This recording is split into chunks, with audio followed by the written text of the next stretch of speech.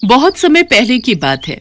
हस्तिनापुर गांव में सूरज के अस्त होने का समय हो गया था और चांद के निकलने का। तभी सूरज चांद से कहता है, अरे भाई एक बात बताओ, जब भी तुम आते हो तो कोई तुम्हें आदर सम्मान देकर प्रणाम क्यों नहीं करता? ऐसा बिल्कुल भी नहीं है भाई, कई लोग मुझे भी प्रणाम करते हैं। पर मैं तो जब भी आता हूँ सारी दुनिया जल चढ़ाकर और सूर्य नमस्कार करके मेरा स्वागत करती है, किंतु मैंने आज तक किसी को भी तुम्हारा स्वागत करते हुए नहीं देखा। चांद और सूरज की ये वार्तालाप हस्तिनापुर गांव के निवासी सुन रहे थे। तभी बिरजू कहता है, हम तो सिर्फ सूरज को ही अपना भगवान मानते हैं, चांद हमारे लिए कुछ नहीं है। नहीं, ऐसी बात नहीं है। चांद भी हमारे लिए भगवान समान ही है। चांद भी हमें रोशनी देते हैं। सूरज भगवान तो हमें रोशनी और धूप देते हैं, लेकिन चांद वो हमें क्या देते हैं? लेकिन सारी रात तो हम सोए रहते हैं, तो फिर उस रोशनी का हम क्या करेंगे? हमें चांद की जरूरत नहीं है। हाँ, अगर चांद नहीं भी आएगा तो हमें कोई फर्क नहीं पड़ेगा। हाँ, उसका होना ना होना एक ही बात है। तुम ये क्यों भूल रहे हो? करवा चौथ वाले दिन इन्हीं की पूजा करने के बाद तुम्हारे लिए रखा गया व्रत पूरा होता है। लेकिन शुरुआत तो सूरज भगवान की पूजा से ही होती है। गांव वालों की बातें चांद और सूरज बड़े ध्यान से सुन रहे थे। उनकी बातें सुनकर सूरज तो खुश हो गया, लेकिन चांद थोड़ा उदास हो गया। फिर सूरज चांद से कहने लगा, देखा, हस्तिनापुर के लोग भी मुझे ही अपना भगवान मानते हैं और उनकी नजर में तुम्हारी कोई अहमियत नहीं है। परंतु मैं भी तो इन्हें रोशनी देता हूँ, और अगर मैं ना रहूं तो मेरे बिना इनकी जिंदगी भी अस्त व्यस्त हो जाएगी। ये तुम्हारी गलतफहमी है। इन लोगों को तुम्हारी बिल्कुल भी जरूरत नहीं है। अगर मेरी जरूरत किसी को भी नहीं है तो ठीक है, आज के बाद मैं आऊंगा ही नहीं। इसके बाद चांद वहां से चला जाता है और उसके जाते ही सारे गांव में अंधेरा छा जाता है। वैसे तो आसमान में कुछ सितारे होते हैं, लेकिन उनकी रोशनी ना के बराबर होती है। लेकिन अंधेरा इतना ज्यादा होता है कि किसी को भी कुछ दिखाई नहीं देता। हस्तिनापुर गांव में बुआई का समय शुरू हो गया था, इसीलिए किसानों को सुबह जल्दी उठकर खेतों में जाना होता है। लेकिन चांद के ना होने से बाहर घनघोर अंधेरा होता है। अरे उमा, जल्दी से उठ जाओ, आज खेत की बुआई करने जाना है। जल्दी से उठ जाओ, वरना देर हो गई तो बाहर धूप बहुत तेज हो जाएगी, फिर खेतों में काम करना मुश्किल हो जाएगा। हाँ, बुआई के लिए तो जाना है, पर अभी बाहर बहुत अंधेरा है। आप भी सो जाओ जी, और मुझे भी सोने दो।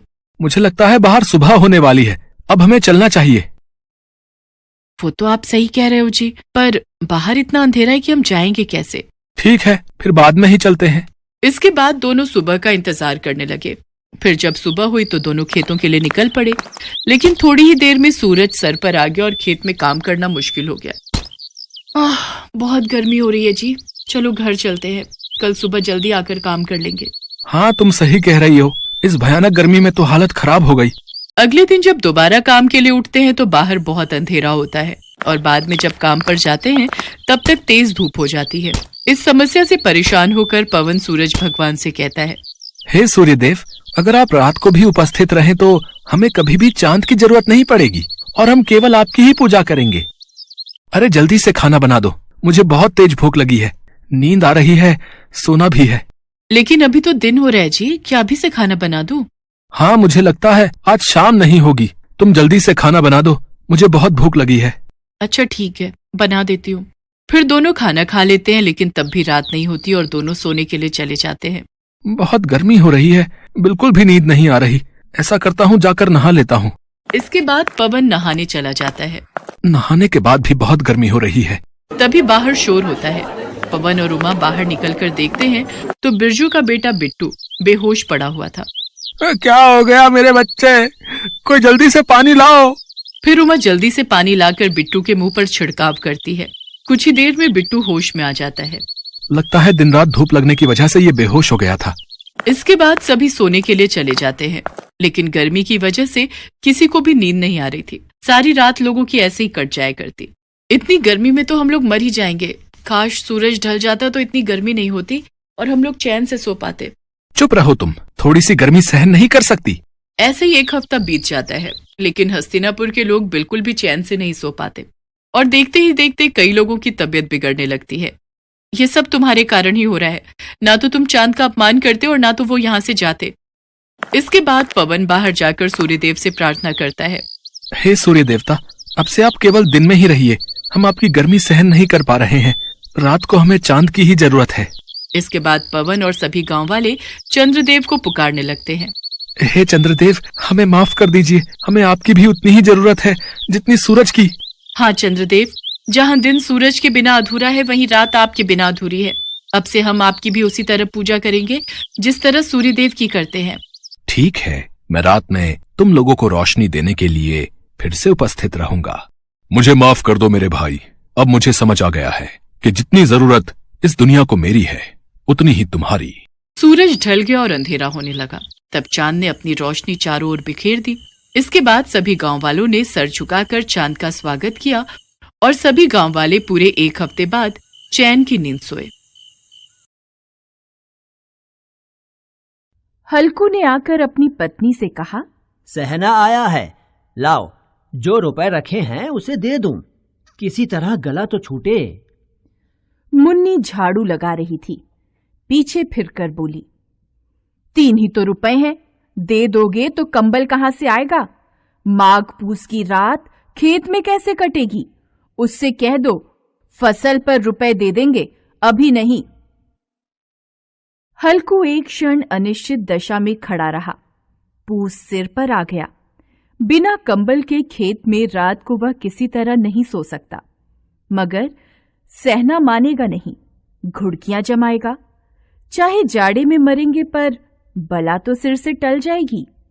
यही सोचता हुआ वह अपनी पत्नी के पास गया और खुशामद करके बोला, ला दे दे, गला तो छूटे, कंबल के लिए कोई दूसरा उपाय सोचूंगा। मुन्नी उसके पास से दूर हट गई और आंखें तरेरते हुए बोली, कर चुके दूसरा उपाय, जरा सुनूं क्या उपाय करोगे? कोई खैरात में दे देगा कंबल? मैं कहती हूं तुम खेती छोड़ क्यों नहीं देते? मर काम करो और जब फसल हो तो उसे लगान में दे दो। लगान चुकाने के लिए ही तो हमारा जन्म हुआ है। पेट के लिए मजूरी करो, ऐसी खेती से बाज आए। मैं ना दूंगी। हल्कू उदास होकर बोला, तो क्या गाली खाऊं? मुन्नी ने तड़प कर कहा, गाली क्यों देगा? क्या उसका राज है? मगर यह कहने के साथ ही उसकी तनी हुई भौहें ढीली पड़ गईं। हल्कू के उस वाक्य में जो कठोर सत्य था, वह मानो एक भयानक जंतु की भांति उसे घूर रहा था। वह जाकर रुपए निकाल लाई और हल्कू के हाथ पर रख दिए। फिर बोली, तुम छोड़ दो अब ये खेती। मजूरी में सुख से 1 रोटी खाने को तो मिलेगी, किसी की धौंस तो न रहेगी। ऐसी खेती किस काम की कि मजूरी करके लाओ और उसे भी इसमें झोंक दो, उस पर ये धौंस सहो। हल्कू ने रुपए लिए और इस तरह बाहर चला मानो अपना हृदय निकाल कर देने जा रहा हो। उसने मजूरी से 1-1 पैसा काट कर 3 रुपए कंबल के लिए जमा किए थे। वे आज निकले जा रहे थे। एक-एक पग के साथ उसका मस्तक अपनी दीनता के भार से दबा जा रहा था। पूस की अंधेरी रात, आकाश में तारे भी ठिठुरते हुए मालूम होते थे। हल्कू अपने खेत के किनारे ऊख के पत्तों की छतरी के नीचे बांस के खटोले पर अपनी पुरानी सूती चादर ओढ़े पड़ा कांप रहा था। खाट के नीचे उसका संगी कुत्ता जबरा पेट में मुंह डाले सर्दी से कूं कूं कर रहा था। दोनों में से एक को भी नींद नहीं आ रही थी। हल्कू ने घुटनों को गर्दन में चिपकाते हुए कहा, क्यों जबरा, जाड़ा लगता है? कहता तो था घर में पुआल पर लेटा रहे। तू यहाँ क्या लेने आया था? खाओ ठंड, मैं क्या करूं? जानते थे मैं यहाँ हलवा पूरी खाने आ रहा हूँ।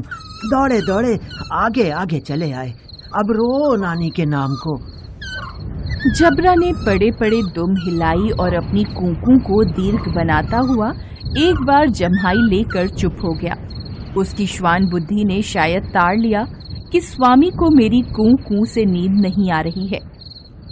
हल्कू ने हाथ निकालकर जबरा की ठंडी पीठ सहलाते हुए कहा, कल से मत आना मेरे साथ, नहीं तो ठंडे हो जाओगे। यह पछुआ न जाने कहां से बर्फ लिए आ रही है। किसी तरह बस रात कट जाए। यह खेती का मजा है। और एक एक भाग्यवान ऐसे पड़े हैं जिनके पास जाड़ा जाए तो गर्मी से घबरा कर भागे। मोटे गद्दे, लिहाफ, कंबल तकदीर की खूबी है। मजूरी हम करें मजा दूसरे लूटें। जबरा ने हल्कू के मुंह की ओर देखा। हल्कू, आज और जाड़ा खा ले, कल से यहाँ मैं पुआल बिछा दूंगा, उसी में घुसकर बैठना, तब जाड़ा न लगेगा।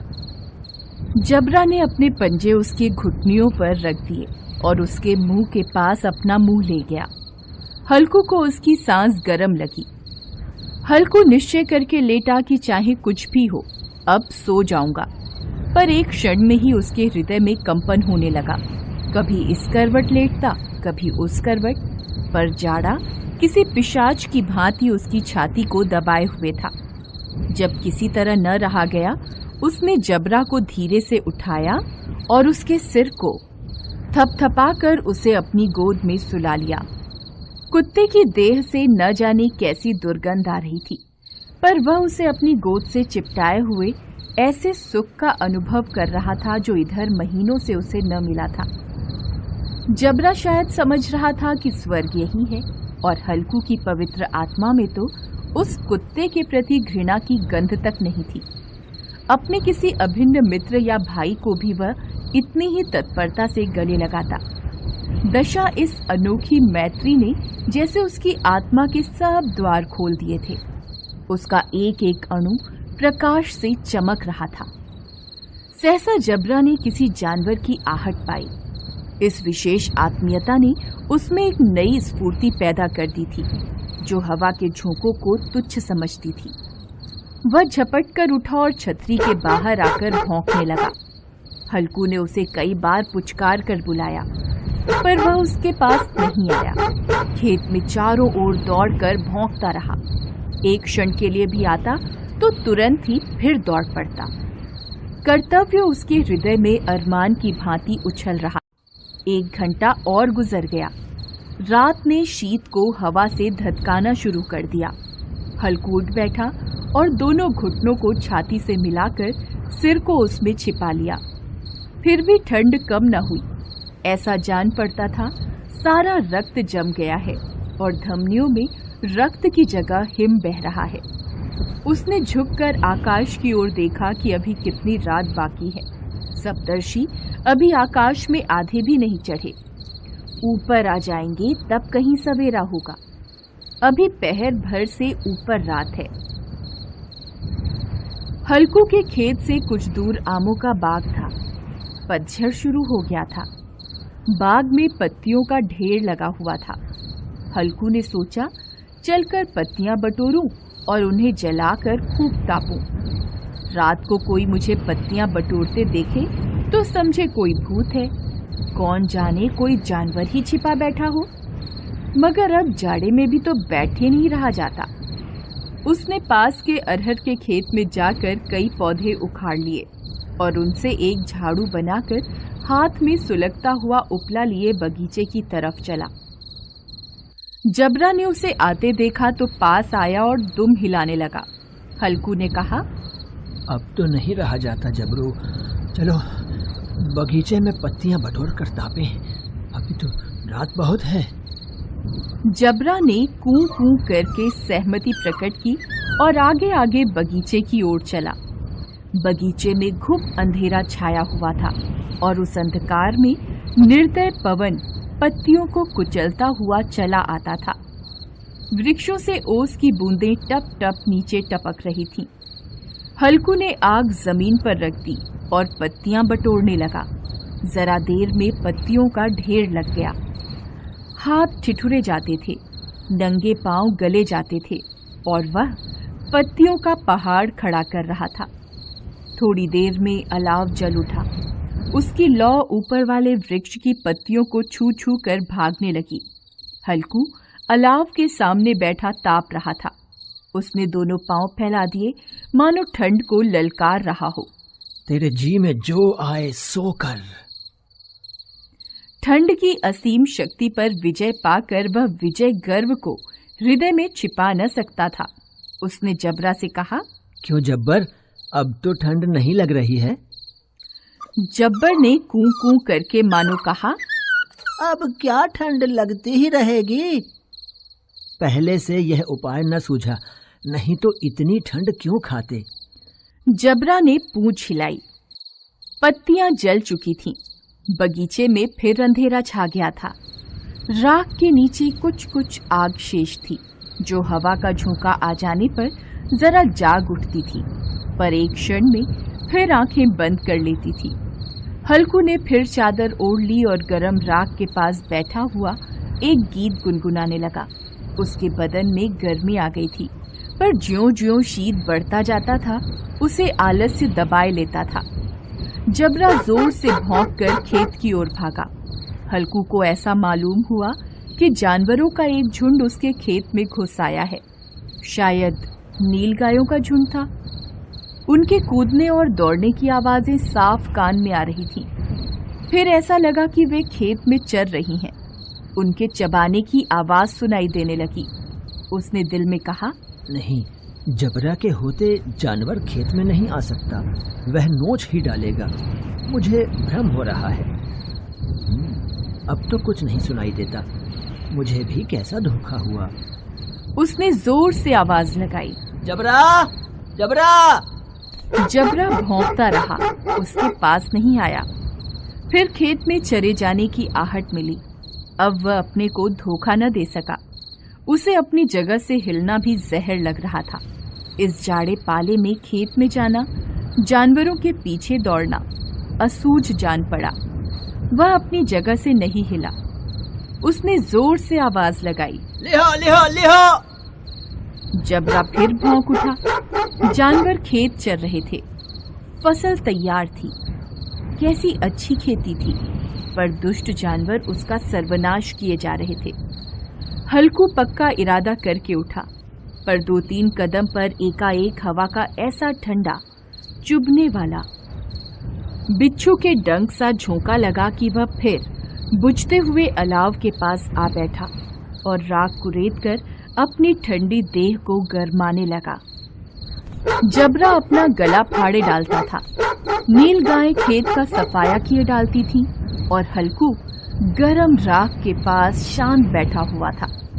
अकर्मण्यता ने रस्सियों की भांति उसे चारों ओर से जकड़ रखा था। उसी राख के पास गरम जमीन पर वह चादर ओढ़कर सो गया। सवेरे जब उसकी आंख खुली तब चारों ओर धूप फैल गई थी और मुन्नी कह रही थी, क्या आप सोते ही रहोगे? तुम यहां आकर रम गए और उधर सारा खेत चौपट हो गया। हल्कू ने उठकर कहा, क्या तू खेत से होकर आ रही है? मुन्नी बोली, हाँ, सारे खेत का सत्यानाश हो गया। भला ऐसा भी कोई सोता है? यहां मड़ैया डालने से क्या लाभ हुआ? हल्कू ने बहाना बनाया, मैं मरते मरते बचा। तुझे अपने खेत की पड़ी है। पेट में ऐसा दर्द हुआ कि मैं ही जानता हूँ। दोनों खेत की दशा देख रहे थे। मुन्नी के मुंह पर उदासी छाई थी, पर हल्कू प्रसन्न था। मुन्नी ने चिंतित होकर कहा, अब मजूरी करके मालगुजारी भरनी पड़ेगी। हल्कू ने प्रसन्न मुख से कहा, रात की ठंड में यहाँ सोना तो नहीं पड़ेगा। हेलो दोस्तों, कैसे हैं आप सब? हमारी कहानियाँ देखने के लिए हमारे चैनल को सब्सक्राइब कीजिए और हाँ, बेल आइकॉन